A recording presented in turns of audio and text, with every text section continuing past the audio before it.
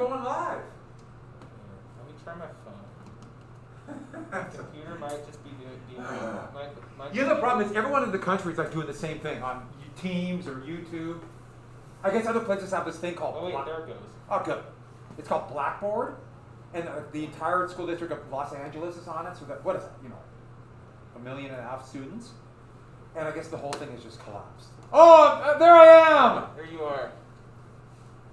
It's a few minutes. Oh, you have me Just going keep this? on there. I know it's kind of funny watching me.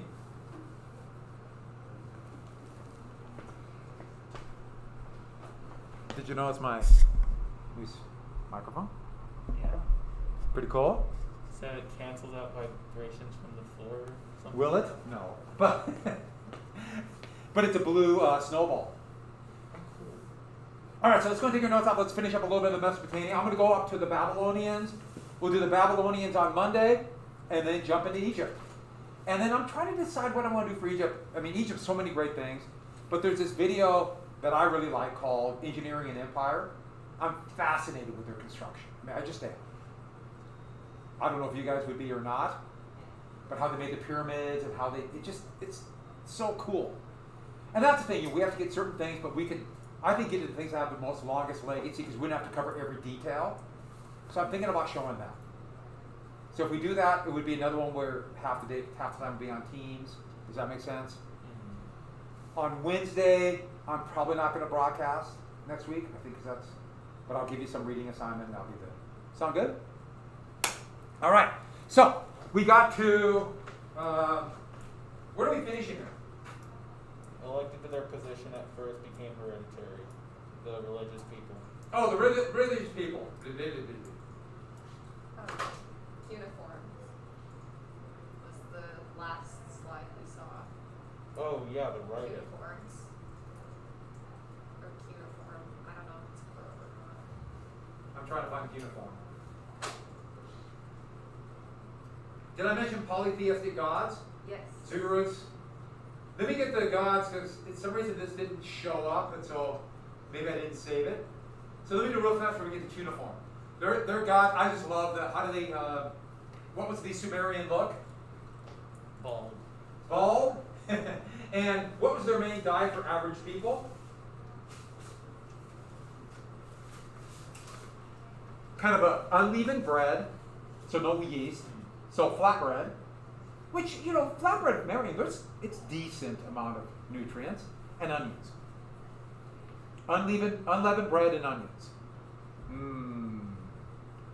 And so, we mentioned polytheistic gods, and here's some of the Sumerian gods.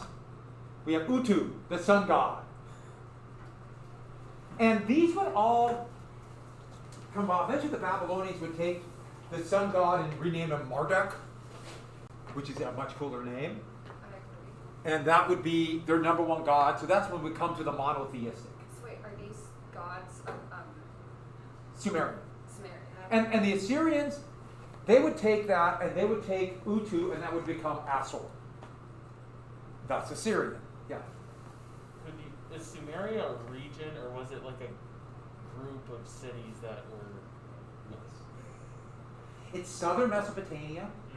And those cities would become Sumerian city-states. There's never one empire. Okay. For a short time, the Akkadians, which I'll get to in a second. In fact, why don't we do it, just so we make sure we understand, Sumeria is right here.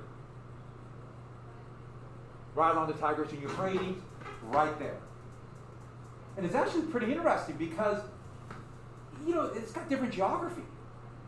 And so you're going to get different people. And so this part of Iraq now, which is another way of saying the land between the rivers, is significantly different than here. Not only for how people make a living, but they're even different religions. More Sunni Muslim, but there's still Assyrians and Christians who live here, and Assyrians, and a few Zoroastrians, and I'll talk about them Monday. Sunni Muslims and Kurdish Sunni Muslims, and here are Shia Muslims. And so Sumeria is just different. It's just different kind of food, different kind of mud. Oh, what was roaming all the reeds and mud at this time? What kind of animal? Walrus. Walrus. Yes, walrus. I think I told you yesterday. Donkeys? Yeah, jackasses. Yeah. Donkeys all over. Mean one. Really mean ones. Just picturing a sea of wild donkeys roaming the plains. Right, ridden by walrus. Yeah. By walrus. And same latitude. It really does make a difference. Are we able to watch Gun, Germs, and Steel, that video I showed? Were you able to watch that on Teams? I don't know. I don't really find it on my work. I'll stop a few minutes for a class as I'll tell you about it real quick. I think it's not really. You guys liked the video, didn't you? Mhm. It was super interesting. Yeah, it's really good.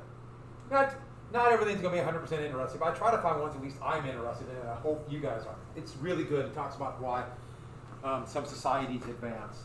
So it's good prehistory thing. So let's go back here. Where are we at? Sumer, Nana's the moon god. Ishtar is the love god. What a weird thing to put. And Ishtar would go to Egypt too. And there would be, and this would also turn into Isis, and this would be a kind of a Roman cult would come out of this. It's just really kind of fascinating. And then I love Tammuz.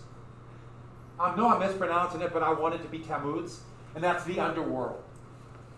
All these gods were technically equal, but it was a way that each one would have their own priests, and there were many more gods. The priests would be elected and become a hierarchy, and a couple things will come out of this. So you have this relatively complex society. And I love this picture because here is supposedly, okay, it could be the king. Before they had the term king, they called him the big man. Which I like, the big man. Subjects. Anybody know what this is? That looks like on the flag of New Mexico. It kind of does, doesn't it? The sun? No. Polaris. Well, that's when I first saw this picture, I just assumed it was Utu. It's a calendar. And so we're going to talk a little bit about how they developed as a society. Wait, it's what? A calendar. Oh, so Yeah, it's a calendar. I'll get back to that. But when they're doing all this, we're getting to cuneiform, and I decided to put hydraulic engineering first. Irrigating was everything. It flooded once a year. These rivers flooded once a year and then would dry up in the summer. So they had to know when the flood's coming. They had to know how long they had before the drought hit. That's why they needed advanced, well, what eventually we think of as sciences. They had to do this. So here is a great Sumerian picture of them along the reeds, and it looks like they're picking the crop and then fishing, but also they had to develop. We talked about this a little bit yesterday, ditches, reservoir, but the whole society became based upon irrigation. Everything, irrigation. And you have to know. You have to record these things. And that's why I decided to put this picture here. And that's where we get cuneiform. And cuneiform is that first language. This is right where the bell ring, right? We're just getting to this. And so think about the clerks who are responsible for organizing the food or figuring things out. They begin to make this up. But actually, it was a way to do business. See this right here? That's one of the first contracts. So let's say we made a business agreement. They would take precious, pre-writing, take precious stones or bones or things like that that meant something, and we'd put them in a clay, basically just like a clay bundle, and wrap it with clay. And the idea is as long as this is intact, our agreement's intact. You ever heard you ever heard someone say they broke a contract? If you all of a sudden came to a disagreement, you'd break this. And that's where that term comes from. Because you think about broken contract really doesn't make sense. But if you don't want to break the contract, but you want to know what bones are in there, they started putting markings on this so you know what's inside. And then people realize, like a flash, wait a second. Why do we need the bones then? We just write it down. And that's the beginning of languages. And it's pretty amazing how this happened. And they started out with kind of pictographs. And so they would draw, like, see that's a lying man. Sleeping giant. Yeah, see, mountain. Oh, by the way, you notice it's always on its side? You know why? It's actually kind of funny.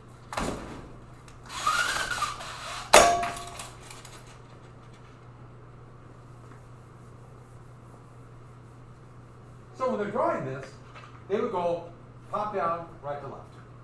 On a clay tablet, so wet clay, and they would just take basically a stick, a pointed stick, and draw it. That's the first ones. And so let's say they're drawing the man. So drawing the man, and they're going from top to bottom, and then they go right to left. Yeah. So they read it down, down, down. Okay. And so the first man, like that, supposed to be head and body. Man. Mountains. Like that. Make sense? But you notice it's on its side? Do you get why? So let's say you're doing this way and you go right to left. What happens when you write the next one? You smudge it with your hand. So they turned it on its side to draw it. So that's why you get the man like it's laying down. And then they also realize, why do we need to? We turn it on its side, so they would draw the man like this and the mountains like this, and then turn it back. And then they realize, why do we need to turn it back anymore? And then they write from left to right. Left to right, up to down. And that's how come we get the mountains on its side. So when they originally drew it, it was like this, but then they just started drawing it like that, and they just became men. And then, as they went on, it's slow to draw. And so they would get a wedge-shaped thing, which cuneiform just means wedge. I think I typed that in there, don't I? So with pictographs and then a wedge. And the wedge, instead of making this drawing the man, they just would make wedges. Just press down into the clay and make marks. So it kind of looks like that, and eventually they would simplify it to. It must have been hard to draw rounded figures. It must have been easier to draw diagonal, and so that's why they have that. Or straight lines. It is pretty fascinating how they do that. And then you can see the beginnings when the Phoenicians would get this and change it a little bit more. And then the Greeks would get it, and that would become the letters close to the letters we have now. And where do the letters now come from? Numbers do. Latin. Latin. They're Latin. They're Roman. We obviously don't Got it speak from Latin. the Greeks, right? Hmm? The Romans got it from the Greeks, right? Yeah. So Sumerians, the Phoenicians were on the coast, like what present-day Lebanon, Syria. Quick jump to Greece, Italy, Wyoming, right? Yes. We know about Wyoming. I've never heard it before. So, and that is written tablets. So that's why we know a lot about what happened. And they started, okay, the first things are basically, recordings of food and floods, etc., things like that. But then it would become laws. But one of the biggies would be bragging about, look how great I am, and how great we are. So it's not 100% accurate history, but we know a lot. We'll talk about the Egyptians. It's a similar thing, but their language did not, their language influenced the Phoenicians, but then when they were taken over by Alexander, they went to Greek. Yeah. That was like hieroglyphics you're talking about, and didn't they translate that with the Rosetta Stone? Yeah, the Rosetta Stone. We'll talk about that, yeah. And if you ever get a chance to go to London, the British Museum, you walk in. There's a lot of stuff I want to do. London's amazing. But you walk into the British Museum and that Rosetta Stone is right there, and it's like jaw-dropping. Wow. You heard about this thing, and it's huge. And I don't blame Egypt for wanting it back. And Britain should give it back. But I'm really glad it was London when I went to London and I could see it. So this is their calendar. You notice it's a circle, it's a wedge, and they would rotate it. And it was incredibly accurate, 365 days. It would be the Sumerians, and I should add, I didn't type this down, but we're 24-hour day, Sumerians. 7-day week, Sumerians. They're the ones who did that. And they also came up with, they invented the first, we'll talk a little bit about math, but compass and degrees. And yes, they knew the world was round. They're really Really? smart. Huh? Really? Oh yeah. They all knew the world was round. How do they know the world is round? Shadows. Shadows, eclipse, anything on a sea that drops on the horizon, or think about northern Syria where the desert was, and some places where you see people drop down the horizon. And just because they didn't have things where they could look up, they had to be more observant. They had to be. Yes? So why isn't it 24 hours? What's so special about the number 24? It was a couple different things, but they broke it in. Let's get to the next slide. I think I have the, let's hope I have it in the right order. Basics math. They divided the day into thirds, or the fourths. Okay. Makes sense. Is there a reason they have base 6 math? That one I don't know. I can't remember for the class, and I'm not seeing anything about it, but that's actually, this is math. But they did it, the closest I could come up with, and I remember doing this in my history of math class, but we'd have columns. Think about base 10 math, you have tens, hundreds, and they would do columns. And that's how they would do it. And I think you see the problem with that. It's hard to do big numbers. But I guess basics math, I mean, if that's what you learned, it would be easy for you. Yeah. It was one of the hardest things I ever did. Basics math. I can't remember a lot of it, I think, because I drove it out. So let's get back to this one. They invented the wheel. And most of the wheels were wooden wheels, but this is, these are bronze wheels. So probably something ceremonial. And I think you can see the advantages of wheels. Of course, you need something if you have a wheel. What do you need? Something to hold it in place.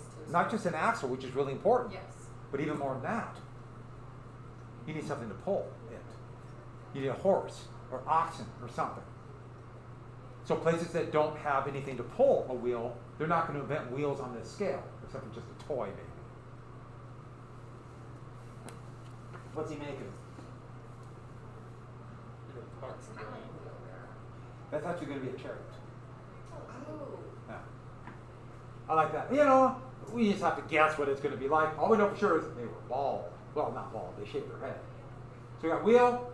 The Hittites maybe did this, but the big about a plow, an incredible invention, the plow. But you can see it here and here. Metal plow. It'd be wood covered with a little bit of metal, so it would cut better. And it would be this kind of basic design, and then iron plow by 1000 BC, all the way to the 19th century, when steel became cheaper and steel plows came about. That would revolutionize agriculture.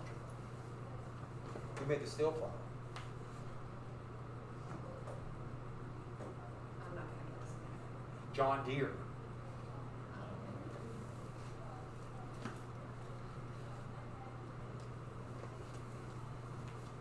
And where we had our plow. Yeah, that's like a little, it's Sumerian. Looks like a little toy, but it's probably an idol. Basics math, pottery. They're the first ones who mass-produced pottery with a kiln and mass-produced bricks. Mud! And eventually bricks would change, and the bricks, very similar to what we have now, would come about by about 1000 BC. Textiles. They had, the loom probably came from it might have come from India, but they had looms to do cloth by about 2500 BC. So you see her with what do they call that? It's not a stylus, but I can't remember the exact term for it. But she's pushing up the cloth along the wound of the loom, and that would make pushing up the thread, and that would make the cloth. And it's not a heck of a lot different. It would be a heck of a lot different to the 18th century. The first umbrellas.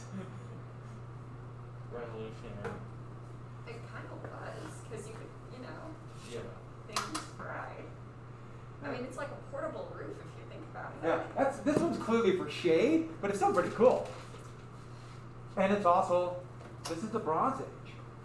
And the first bronze, in what is now Israel, 4200 is the first one we saw. But the Bronze Age, we could say from about 3200 to 1000 BC. And we mentioned this in class yesterday because I was just kind of going through things and something came up. Do you remember what bronze is made out of? Copper Copper and tin. Copper and tin.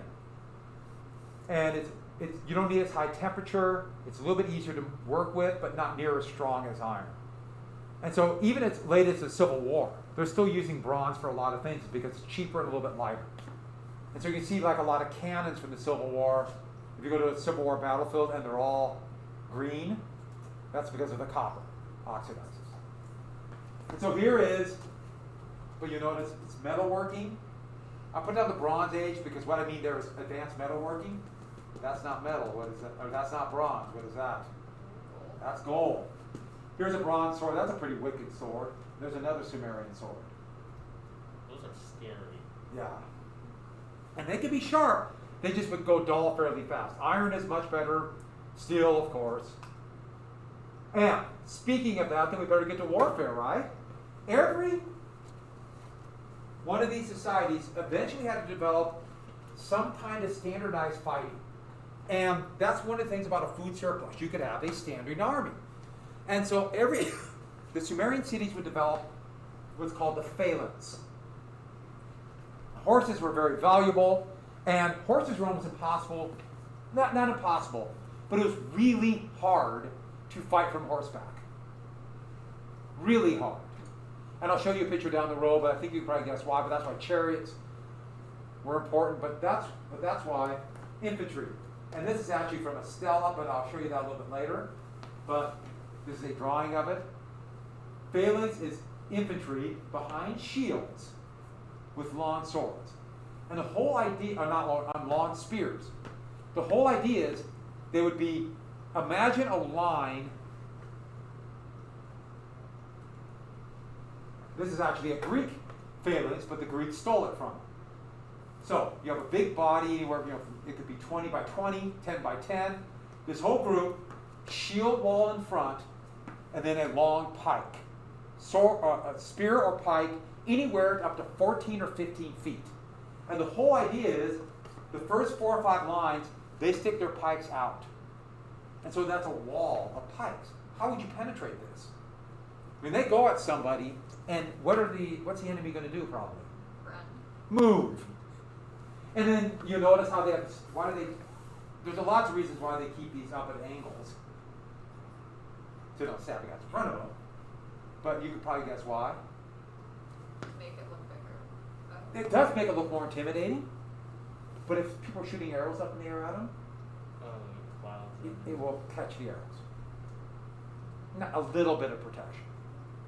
And the whole idea is this big mass, and by the way, that's why armies would learn how to march in step. And you see a problem if this guy falls and impales the guy up here. But they would all walk together, and this could be an unbeatable force. Do you see the problem with it and how they'd be beaten? Yeah. From the side. Yeah. They're and behind for that. So if somebody attacks this way, you think they can't spin. Yeah, think how hard it would be to turn this. It's a legacy of militaries to this day. But part of the reason they do so much drilling about marching and staying in ranks, turning all together, different styles of turn, that's a legacy of pike armies. And then they do the same thing with muskets, and then now it's just a way to discipline. But the Greeks use it, and the thing about it is though, you have to be pretty well trained, and there's another big problem. Okay, you can't turn it. What kind of ground do you have to fight on? Flat. So if you're fighting an army with phalanxes, they can't move very fast, can they? Just retreat to the hills. Come on. Or dig a trench. And the Greeks with Macedonia, Alexander the Great, that would make his army. But the much more flexible Roman army could outflank and just beat them. That's another story for down the road. But they would eventually develop the chariot. And the chariot would be key. Pulled by horse, mobility. The horse itself is a weapon. Horse is running at you, you get out of the way. And this is a drawing of that, and the wheels, kind of like the wheels they were making before. But I like this one. This was on the side of a temple, I think in Umar. And so it had been fired. Clay, and and turned into ceramics. So they got these ceramic side tile, and this survived. That's really cool. Are those wind up horses? I know, that's what I first thought too, but it must be how they held the horses. Yeah. And same deal, bumpy ground, that kind of stuff, hard to fight on. You need flat ground. But the chariot, the horse itself is a weapon. But you can have men behind with axes or bow and arrows, and they become quite effective. We'll get to cavalry in just a sec.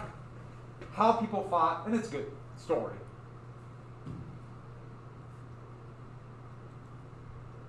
So really quick about the Sumerian classes. Because very quickly, the hunter-gatherer societies and the first agricultural societies, people were very equal. In fact, women were in charge until men figured out basically that we could own stuff. That's the way they look at it. And that's literally what happened. You see a lot of Middle Eastern cultures that eventually, even before Islam, the veil, that came from Babylon, Sumerian. So it's a Sumerian invention, and it's a way for men to own women. We're doing it for your benefit, so men won't steal you out. It's for your protection. Well, it's clearly just ownership. And then it just kind of survived. But back to this. So classes, and these are supposed to be the different Sumerians, all bald, really big ears, big eyes. Yeah. How did they make that blue? Huh? Like the blue tiling? Yeah, it actually works. Oh, really? Beetles and animal shells, yeah. They grind them up and drop them in there. So they make dye from, we still make dyes from bug parts. And artificial flavoring for food, but that's... Enjoy your Skittles. Okay, so with that, who likes Skittles? Not anymore. How about Starburst? We should just eat Hey, those on roasted normal Starburst are You're really probably good. right. Has anyone eaten I like that? organic It's not bad. Starbursts. I've tried that cricket They make flour. those? Or Cricket flour is so good. It's not. Roast it all over. Once you got over the fact you're eating crickets, I've had straight crickets. I've tried the grasshopper. Does it taste like grasshopper? It tastes like guinea pig. Oh, really? I've tried candied grasshoppers. Oh, Yeah, it literally tasted like candy. Once you got over the fact that you're chomping on grasshoppers. Yeah. I think it'd be better than the meat industry because that was kind of sad. Yeah. It's tough because humans are meat eaters, because just that's what humans are. But it has a lot of issues with it. So. And I don't eat near as much meat as I used to, but still. It's tough. So with that, look, there's an ant. Ants coming through the window, so if you guys are hungry. I'm hungry. I forgot my lunch. What was that? Have you ever killed a black ant on your counter and it has ink smell? Maybe I'm just going crazy, but Okay, let's go to the Actually, class. it's really strong. I know It's what like the you're talking pheromones about. or something like that. The pheromones, sorry, not pheromones. So those on top were the noblemen. And at first, these didn't exist. What happened is basically they would literally elect them. And women were in charge at first, like I said. But at times of emergency, because men were the ones who hunted and fought, they would pick a big man, which is basically the translation, who would run, who would lead it until the crisis is over, and then give up power. Well, you know what's going to happen eventually. They're not getting good power. Yeah, it happened in Kish. The town of Kish. First, the big man said, the gods have told me I should be big man forever. And the soldiers follow me. And so that's kind of what happened with the big man. So that's a nobleman. And they're a combination of better fighters and also ruthless. And the thing about nobility, kings, those who would rule, and this goes pretty much all the way till, for European history, all the way until the end of feudalism, they're kind of gangsters. They're thugs. They're hooligans who steal. But they claim they have some kind of power. You mentioned the gods. That's where they started saying, I got the power of the gods. And then priest and priestess, same deal, elected at first, and then eventually they would become this hereditary position. And then there were free commoners. They owned a little piece of land, they were skilled craftsmen. These were many of the people that ran the society. There were traders. There were markets in these towns. I want to talk about money here in just a second.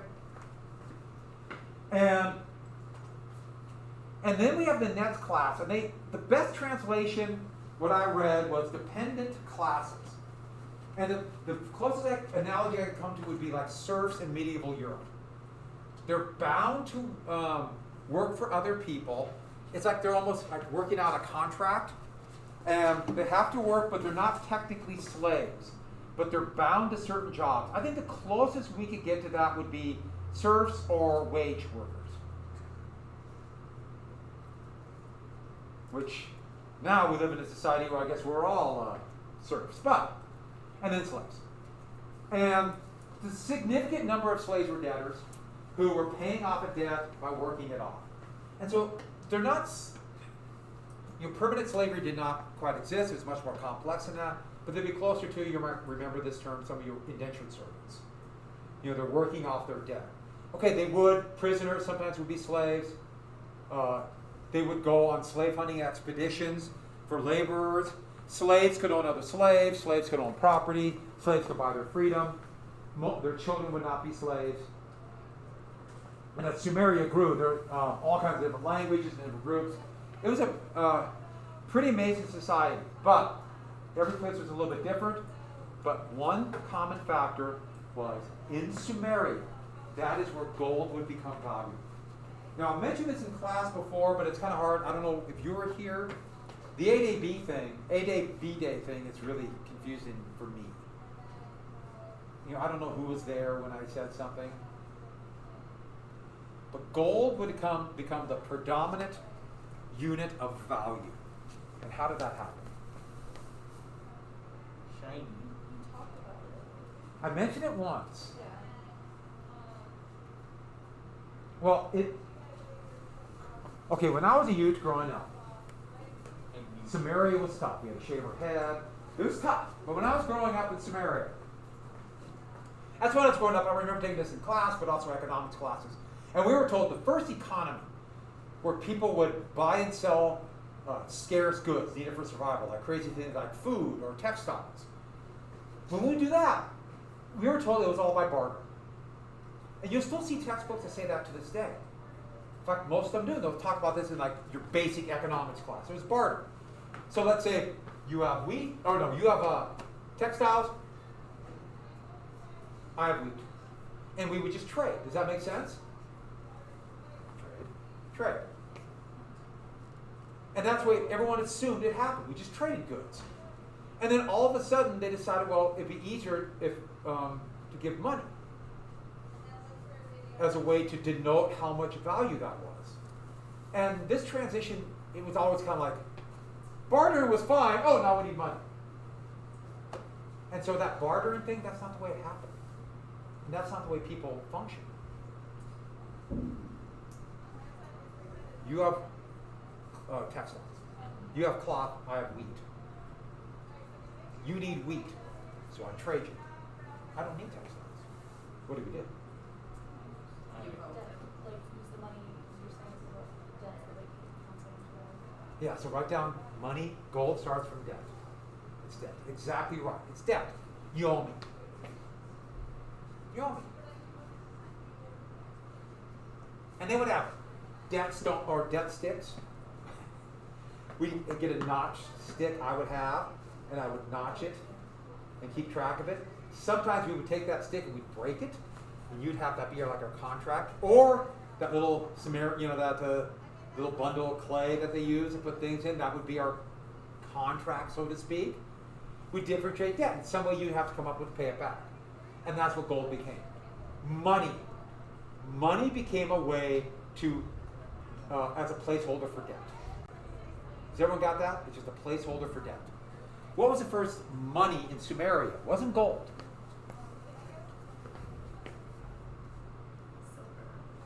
Good guess. Wasn't even the metal. Barley. You see the problem with barley?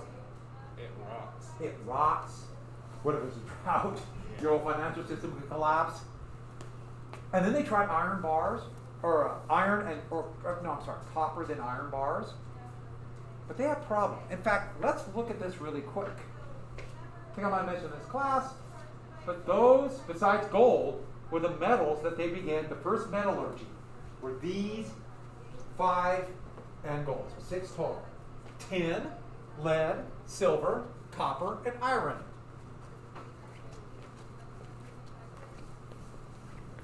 What advantage does gold have? Soft, yeah. Okay, it's soft, but so is lead. It doesn't. It's not poisonous. I don't They didn't know think about the that. poison part. It doesn't. Does lead corrode? Lead corrodes. Oh. But Lead. lead doesn't change at all. It just. Tin, very brittle. Oh, the bell rang. Well, let me finish it real quick. Silver, what does silver do? Tarnishes. Copper, yep. Yeah, so it turns green. And iron rust. Does gold do any of that? Thank you for showing me this. This actually worked out really well. I didn't get quite as far as I want. Did I sign the reading? 26 through 45. Is that what it was? Didn't you say it was like chapter 1? I think I heard that in one of your presentations. I'll sign chapter 2. Just sit somewhere. Let me sign it on Monday. I'll put it on I mean, Teams, there's not okay? like really a science. And I'll give you the list from there. Yes. Yeah. So we don't have anything for this week. I'll put it on Teams. Okay. I really thought I gave it to you. I sit there in Western Civ and here in special topics. I've made the executive decision to ignore that seat and just move here. It doesn't really matter. I don't think I ever need a She raw doesn't like cricket. me. I have No, them for I my don't. Too far cranium, away. like spray out acid pretty much, and it smells like vinegar. For what?